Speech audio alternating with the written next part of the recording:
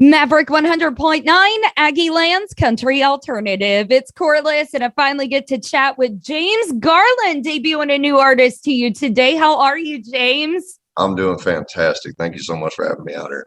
I am beyond excited to have you out here, and you live so close. I feel like we should have met up a long time ago. You're kind of in the Houston area, right? A little bit. So Conroe, which is it's kind of like right in that middle point between College Station and Houston. So I try to live geographically smart, so that way if I do get the call to come to College Station, I can be there. I love that.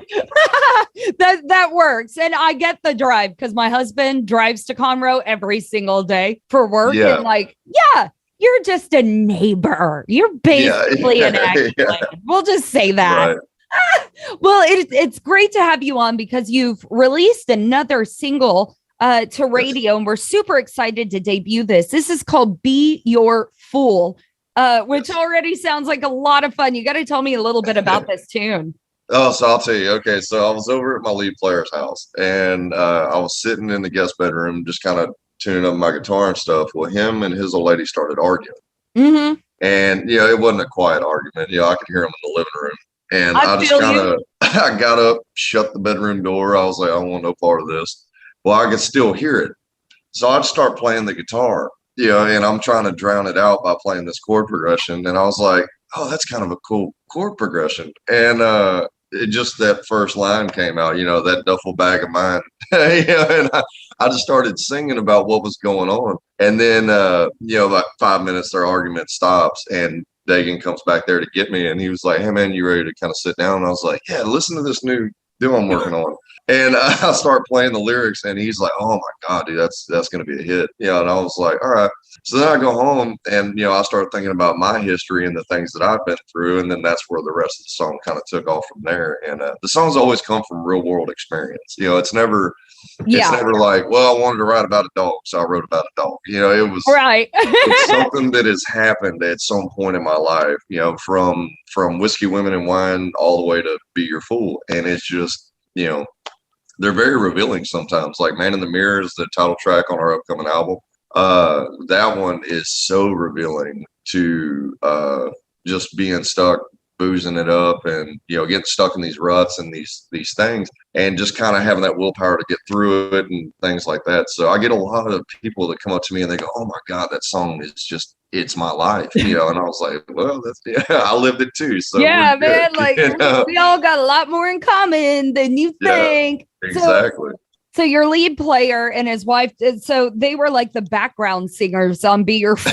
Yeah, for the most part. You should have recorded him with him having an argument in the back, and it would have been perfect. Darn it! Right.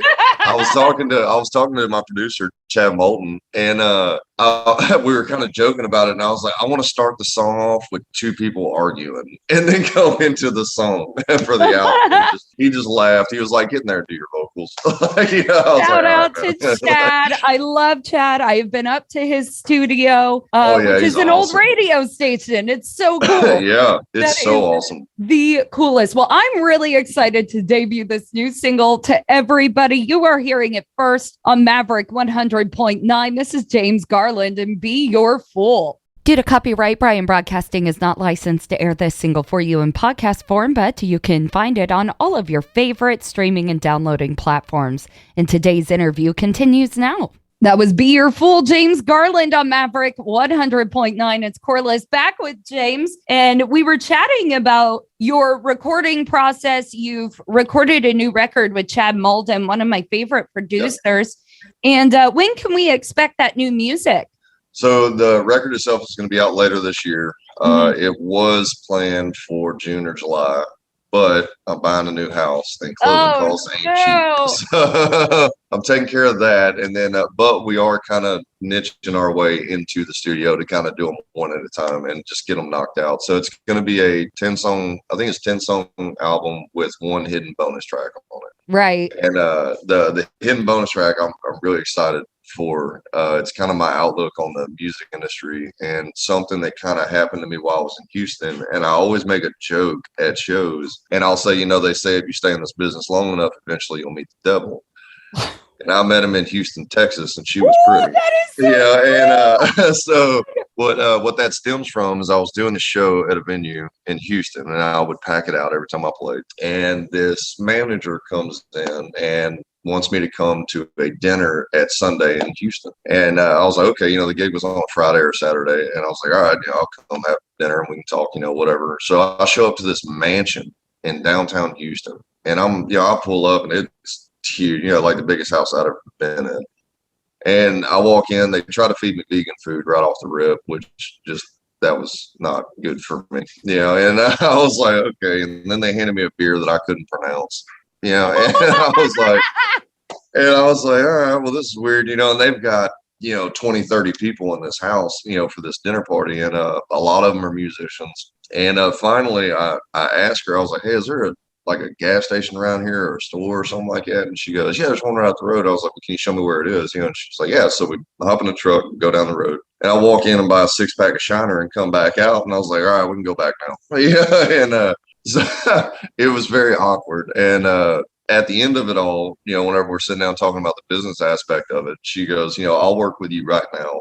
We'll put you up, we'll promote you, we'll take you national, we'll do this, we'll do that. But I want to trade out all your musicians for some Nashville musicians that can read sheet music and do this. And I was like, nah, so I'll tell you what, I got a show again in Houston in 2 weeks. Why don't you come back out? Let's do it again. If you like it, you like it. If you don't like it, we'll just go our separate ways, because I'm not changing out my musicians. Right. And she never showed back up. So I think she got the memo.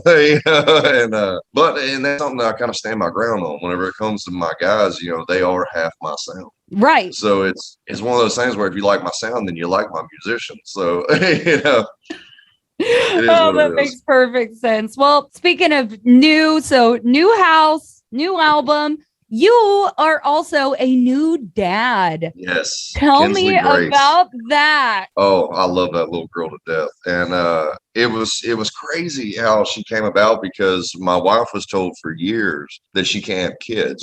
She had really bad endometriosis and all these things. Oh, my word. And she'd already had, I think, a partial hysterectomy or something. She cannot have kids. And I was once we started dating, she had to go to the doctor for something. And I even heard the doctor say, you cannot have kids. So I was like, okay. Well, she goes and does. You ever heard the show Naked and Afraid? Naked and Afraid. Yeah, I've heard of that. So she goes to Ecuador and does Naked and Afraid. And and it was her dream. It was her dream. And she's so supportive of mine that I said, you know what? I'll swallow my pride. Go ahead. Yeah. And so she goes and does it. And turns out she didn't have one partner. She had 2 male partners. Oh, my word. And she ends up doing it. And she comes back. Well, a couple weeks after she comes back, it was, I want to say a month, maybe a month and a half after she comes back, she ends up pregnant. That's when she got pregnant. So a couple weeks after that, we find out she's pregnant. And the doctor tells us that show, due to the extreme stress on the body, reset her endometriosis and allowed her to get pregnant. And oh my God, you want to talk about a blessing, because she was so tore up and was so worried that I would be upset that she couldn't have kids. And I was like, no, that doesn't bother me. It's okay. It's no big deal. We got so much going on in life. It's okay. Don't worry about it. And down the road, we can adopt if we really want a kid. Yeah. It's not a big deal. So whenever she got that news, we didn't believe it at first. Her family didn't believe it. I didn't believe it. I was like, no, bullshit. It's always going to be a never say never type of deal. Yeah. Nobody can ever tell you anything for 100%. It's not possible. So she does 4 or 5 pregnancy tests, and I'm like, no, I still don't believe it. COVID's crazy. You never know. And, so we go to the doctor, and the doctor's like, oh yeah, no, you're pregnant. And I was like, and then that's whenever it hit, and I was like, oh my God, oh, okay, it actually happened. All right, we got to call your mom. I got to call my mom. Thank goodness for you not being too proud, because all your lady needed was a trip to Naked and Afraid, and you now have the greatest blessing on earth.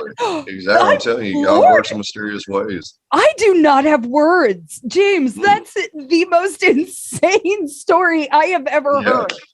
And we're so happy. And I've got friends that have had babies after vasectomies. That tops the cake. That tops it. Oh, well, that's going into I will never hear that story again on a podcast ever. Wow. She'll tell you too. So I was kind of dumbfounded whenever they were saying all this stuff, and she's worried because she's trying to gauge my reaction, and I don't have one at the moment, and I'm like, and I'm just dumbstruck. And she's like, were you going to say anything? And the only thing I could say for 2 days straight was, my seed is strong, is the only thing I could say. I didn't know what to say, and finally, after 3 or 4 days, I was like, all that joy, like there's a lot of worry that goes into that as well, complications with getting pregnant. And then once you do, that stems a whole new sign of trouble. I was like, get in the truck. We're right. Get in the truck, call them, we're going.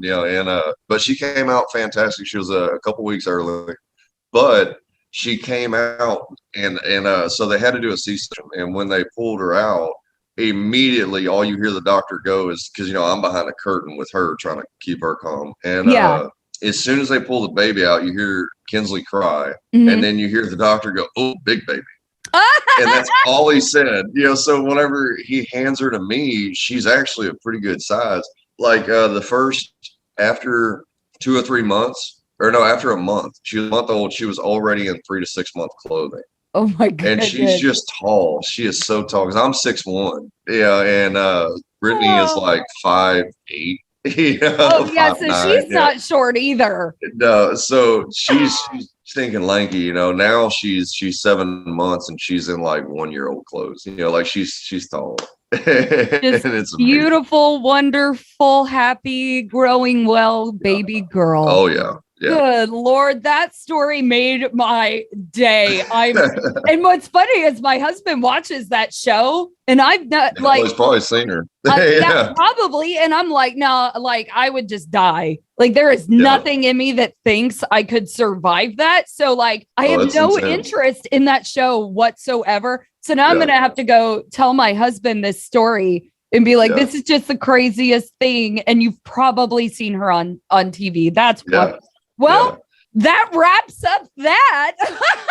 Sorry. Yeah. You can't top it. Oh my goodness. James Garland, everybody. That's who I'm chatting with. His brand new single, Be Your Fool, is out now. We got a new album coming out towards the end of the year. And of course, he lives close. He plays in the Houston area. You can see James Garland performing anytime you want. Just look him up, find his music. Great guy. He's got a very, very special baby to support now. Support that. And James, I am so excited that we finally got you in here to Maverick to chat music and babies. Yeah, right. Yeah, we kind of went left field there, but it was okay.